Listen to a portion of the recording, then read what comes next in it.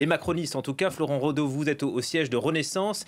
Gabriel Attal tient, je crois, depuis quelques minutes, une réunion en visio avec les candidats de l'ex-majorité présidentielle. Donc, c'est quoi la stratégie au juste?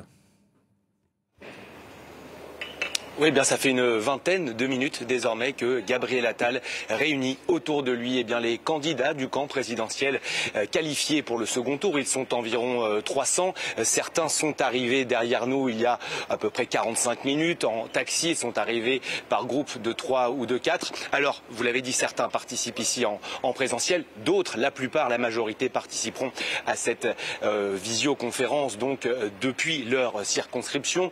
Plusieurs informations, bien sûr, à vous donner. Ce sera notamment un exercice de pédagogie pour Gabriel Attal qui devra, et vous en parlez depuis 20 minutes Julien, qui devra expliquer à certains candidats du camp présidentiel arrivés troisième qu'ils doivent se désister. On rappelle que ce n'est pas une obligation.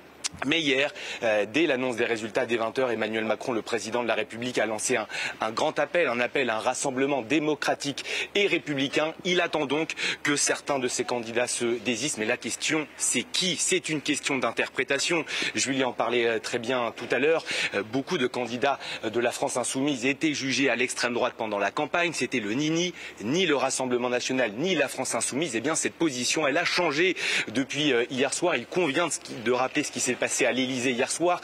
Tous les stratèges du camp présidentiel ont passé toute la nuit à étudier circonscription par circonscription le cas de chaque candidat du nouveau Front populaire. Est-il socialiste, communiste, écologiste?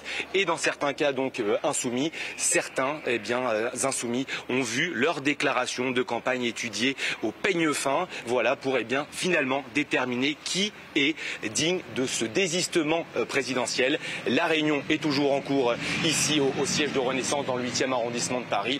On verra tout à l'heure les sorties de ces candidats qualifiés pour le second tour. On pourra peut-être leur poser quelques questions.